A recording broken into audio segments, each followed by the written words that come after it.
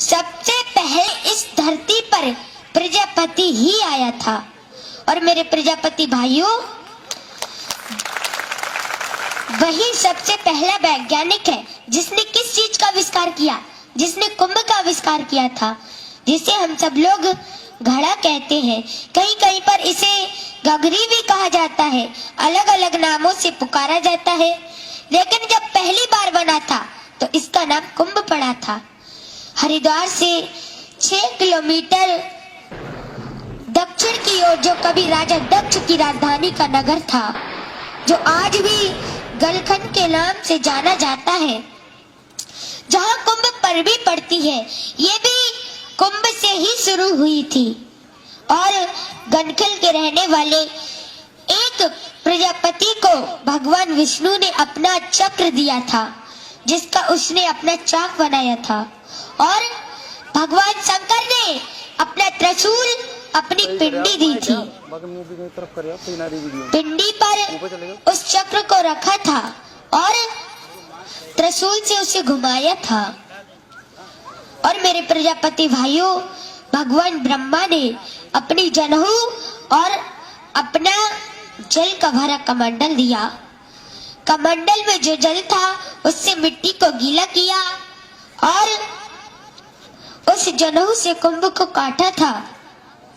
भगवान विष्णु ने उस प्रजापति से कहा, जाओ तुम अपना काम शुरू करो। तो उसने पहले ही बार में इतना सुंदर कुंभ बनाया, इतना सुंदर घड़ा बनाया कि भगवान उसे देख कर के खुश हो गए। भगवान बोले, तुमने इसे कैसे बनाया? तो उस प्रजापति ने क्या कहा? उसने कहा, प्रभु, जैसे आपने मुझे 5 तत्वों से मिलाकर बनाया है, वैसे ही मैंने इस कुंभ को 5 तत्वों से मिलाकर बनाया है। कैसे? जल, वायु, अग्नि, आकाश और धरती। मैंने धरती से मिट्टी ली और जल से उसे गीला किया और आकाश वायु से इसे सुखाया था और अग्नि से इसे पकाया था।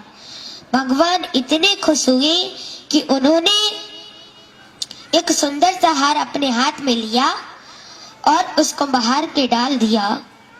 तो उसी समय उसका नाम भगवान ने कुंभ हार रखा। कुंभ का नाम पहले और हार का बाद में, दोनों शब्दों को जोड़ दिया तो हो गया कुंभ हार। और उसी वक्त भगवान ने उसे ये वरदान दिया कि चाहे कोई भी पूजा हो, हर काम में तुम्हारी कुंभ की हर किसी को आवश्यकता पड़ेगी। तुम्हारी पूजा के बगैर कोई पूजा संपूर्ण नहीं होगी। तुम्हारी इस कुंभ का जल पी करके लोग अपनी सांसें लेंगे और तुम्हारे कुंभ के बगैर कोई भी पूजा संपूर्ण नहीं होगी। अब चाहे वो मृत्यु हो या जन्म हो, शादी हो या सजा हो। और मेरे प्रजापति भाइयों, ये सच बात है, तुम जिस विवाह में नहीं जाओगे तो इसका विवाह, तुम्हारे कलश, तुम्हारी पूजा के बिना कभी पूर्ण नहीं होगा।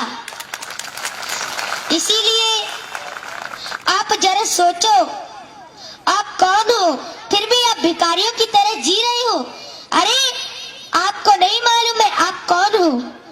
आप राजाओं के राजा हो और शेरों के शेर हो, इस संसार की जड़ें हो। जो एक बार हिल जाए तो पूरा ब्रह्मांड हिल जाएगा। और ये ब्रह्मांड कौन है? ये ब्रह्मांड आदि प्रजापति ब्रह्मा है। ब्रह्मांड भी प्रजापति ही है और इसके रचयिता दक्ष प्रजापति है। ये भी प्रजापति है, यानी कि ब्रह्मांड भी प्रजापति है और उसका रचयिता भी प्रजापति ही है। और मेरे प्रजापति भाइयों, आप फिर भी अपना सर झुका के जी रहे हो। आपकी एक छोटी सी गलती से आपको नीचे गिरा दिया गया है। मैं बताती हूँ, अगर किसी भाई को बुरा लग जाए तो माफ कर देना। मैं बताती हूँ, आज 20% तो प्रजापति मिट्टी के बर्तन बना रहे हैं और 80% रोजगार बंद कर दिया गया है। किसने किया है? फाइबर, प्लास्टिक, स्टील, लोहा ने। मेरे कहने का मतलब ये है कि किसी दूसरे के ऊपर निर्भय होकर मत जियो। अरे लोग तुम्हें नजरों में नीचा गिरा रहे हैं, इन्हें दिखा दो तुम कौन हो, तुम क्या हो। जाओगे। जब तक कोई अन्य जाति वाला तुम्हारे पास कुछ वस्तु लेने ना आए तब तक तुम उसे कुछ मत दो। और तुम्हारी जरूरत तो हर किसी को पड़ती है। कैसे? जब दीपावली का त्योहार आता है तो उस पर दियों की जरूरत पड़ती है, चिरागों की जरूरत पड़ती है, और जन्म होने पर कलश की जरूरत पड़ती है, मृत्यु होने पर कलश की जरूरत पड़ती है। शादी विवाह में जब तक तुम्हारे कलश की पूजा और तुम्हारी पूजा नहीं हो जाती तब तक वो विवाह कभी संपूर्ण नहीं माना जाता। और मेरे प्रजापति भाइयों, यहाँ तक कि सरकार को भी हमारी जरूरत पड़ती है। कैसे?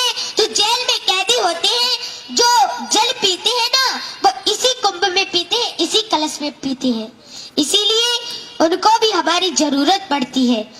इस धरती पर हुए विश्व सर्वा रावण जैसे ज्ञानी, इस धरती पर हुए विश्व सर्वा रावण जैसे ज्ञानी जो पी पी कर बड़े हुए हमारे ही गले का पानी। इसलिए सिर उठाकर जियो। सर